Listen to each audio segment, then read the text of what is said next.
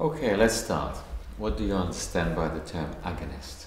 An agonist is a substance that has a high affinity for a receptor and also full intrinsic activity. All right. And what's the antagonist then? An antagonist has high affinity for a receptor as well, but no intrinsic activity. Thank you. And you have mentioned two terms in your answer, affinity and intrinsic activity. Tell me more about them, please. So affinity refers to how avidly a substance binds to a receptor, whereas the intrinsic activity is also known as efficacy and ranges between 0 and 1, describing the effect the drug has once bound. Okay, so what's the difference between agonists and antagonists if they both bind to the same receptor? So an agonist will have, a full agonist will have high affinity for a receptor and then generate a full effect once bound, so have an intrinsic activity of 1. Whereas an antagonist will still bind avidly to the receptor but have an intrinsic activity of 0. Okay, so what types of agonists are you aware of? I'm aware of full agonists and partial agonists. Okay, have you heard of inverse agonist? No, sorry, I haven't heard of them. Not to worry. Give me some clinical examples of full and partial agonists. Okay, so morphine is a full agonist at mu opioid receptors, and buprenorphine is a partial agonist at those same receptors. All right. So what is the difference between them? So the full agonist morphine will bind and produce a full clinical effect, so intrinsic activity of 1, whereas partial agonists will bind and still occupy all the receptors that are available but have a lesser effect, so an intrinsic activity of less than 1. Okay.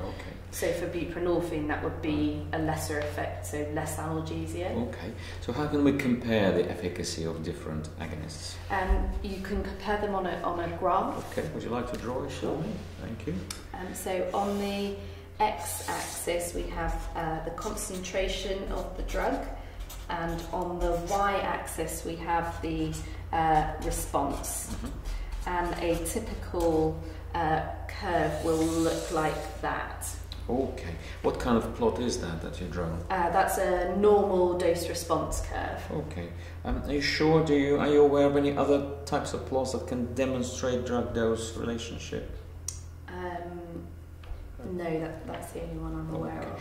Not to worry. And what's so useful about this particular plot to compare to different agonists? I think it's that the middle part of the curve is a straight line, so you can compare between different agonists. Okay, so could you put another graph next to the one that you already drew for the weaker agonist? So a weaker agonist will be the curve shifted to the left. Okay, are you sure this is for the weaker agonist? Oh no, that'll be the stronger agonist because you need less drug to get the same response. Okay then. Tell me, what will the dose response curve look like for the partial agonist? I think it's shifted to the right.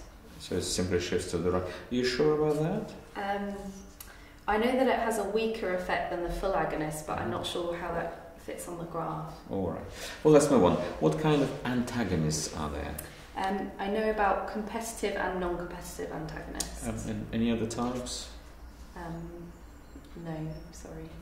Okay, fine. How will the shape of the curve for the full agonist change if we add competitive antagonists? I think it just shifts to the right. Okay, but you said that happens with the partial agonists as well. Yes, I think they work in the same sort of way. So a partial agonist can be an agonist on its own, but if it's mixed with a full agonist, then it acts as a competitive antagonist. Okay. And that's why the two graphs look the same. So, okay, let's move on. And why are they called competitive antagonists? Because they compete for the same binding site. All right. And do you think their action could be reversed? Yes. I think if you add more of the agonist, you outcompete. Okay. Okay. And what about non-competitive antagonists? How do they produce their effects? They produce the opposite effect through binding at a different site. All right, okay. Well, thanks very much. We'll move on to another question. Thank you. Thank you.